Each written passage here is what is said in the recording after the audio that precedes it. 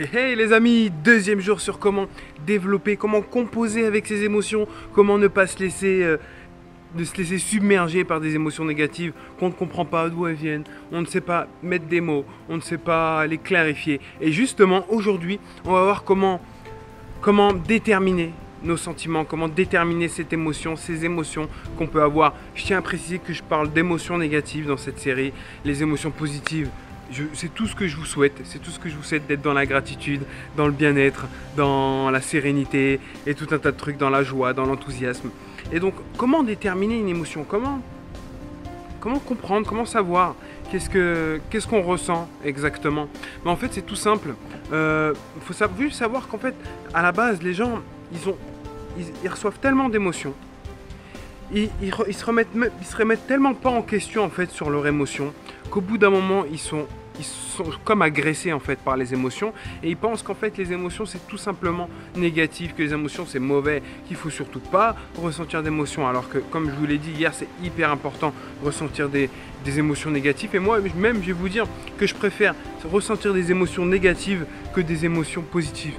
Ça paraît bizarre, mais c'est comme ça. Pourquoi? Parce que les émotions négatives que je ressens, c'est tout simplement un signal qui me permet de me dire que voilà, je peux faire mieux dans ma vie, je peux passer à l'action quelque part, ça c'est important pour moi, donc il faut que j'aille là. Et tout un tas de trucs, ça me permet vraiment de comprendre ce qu'il y a au fond de mes tripes, de comprendre ce qu'il y a au fond de mon subconscient et tout simplement de développer ma vie et d'avancer en fait et de ne pas être paralysé comme la plupart des gens qui sont comme envahis par leurs émotions, qui sont comme agressés, qui voient plus rien, ils sont flous, ils sont là, ils sont mal, mais ils savent même pas pourquoi.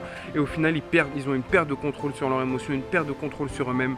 Et voilà. Donc là, le truc tout simple en fait pour déterminer ses sentiments, pour déterminer ses émotions, c'est se poser la question.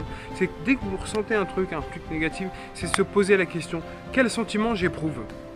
Est-ce que c'est de la colère? Est-ce que c'est de la tristesse? Est-ce que c'est de la peine? Est-ce que c'est se sentir médiocre, etc. Qu'est-ce que vous ressentez? Et à partir de là, quand tu as décidé quel sentiment tu éprouves, quand tu as compris quel sentiment tu éprouves, donc par exemple de la colère, pose-toi la question: est-ce que vraiment tu es en colère? Est-ce que vraiment c'est pas plutôt que tu es blessé? C'est pas plutôt que tu as manqué quelque chose, ou que tu te sens rejeté, ou qu'on a bafoué tes valeurs, ou tout un tas de trucs. Pose-toi la question en fait, parce qu'en fait la colère ne vient pas du Saint-Esprit, ne vient pas par hasard comme ça, elle tombe sur toi, tiens, colère. Non, ça se passe pas comme ça. La colère, elle vient de quelque chose, et en fait c'est hyper important de savoir vraiment déjà si tu es en colère par exemple, et de savoir d'où vient cette colère. Donc est-ce que c'est quelqu'un qui t'a blessé? Est-ce que c'est quelque chose que toi-même, est-ce que toi-même tu t'es blessé? Est-ce que toi-même tu t'énerves toi-même parfois?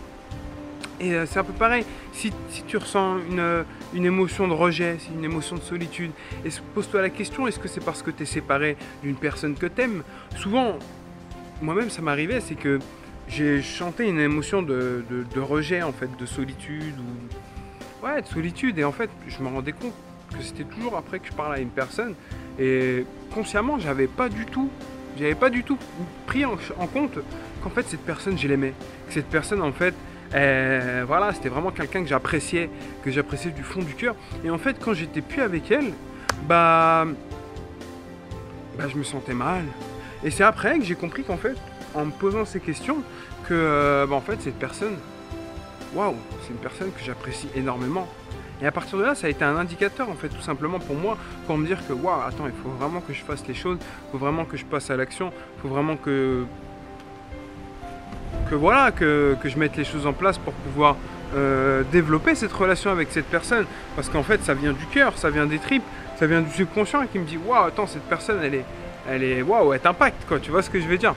Et voilà, au lieu de me laisser submerger par la déception, par la tristesse, etc., je détermine avec précision quelle est l'émotion que j'ai exactement. Donc déterminer avec précision l'émotion que vous avez. Moi ce que je fais, c'est un truc qui est assez sympa, c'est j'ai toujours un carnet sur moi, et dès que ça va pas, je me parle à moi-même, je me coach moi-même, j'écris: qu'est-ce qu'il y a, qu'est-ce qui va pas, Après, je me réponds à moi-même, etc. Et au final, c'est assez exceptionnel. Ça fait un peu schizophrène, mais c'est hyper puissant parce qu'en fait, tu te coaches toi-même et tu te parles à toi-même. Et en plus, tu te dissocies en fait de tout ça et tu arrives mieux à comprendre qu'est-ce qui se passe dans ta tête, pourquoi tu ressens tel sentiment, etc. Et tout un tas de trucs. Et après, tu peux déterminer avec précision quel est le problème et déterminer avec précision quelle est l'action à mettre en place pour ne pas te laisser submerger par les émotions, pour développer une meilleure vie et ne pas se laisser submerger par tout un tas de choses négatives et qu'au final, bon bah,